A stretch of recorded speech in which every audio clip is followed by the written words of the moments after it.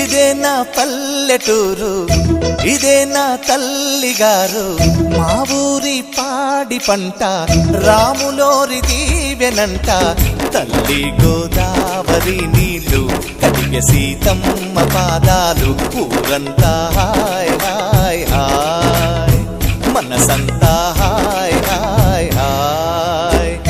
ఇదే నా పల్లెటూరు, ఇదే నా తల్లిగారు.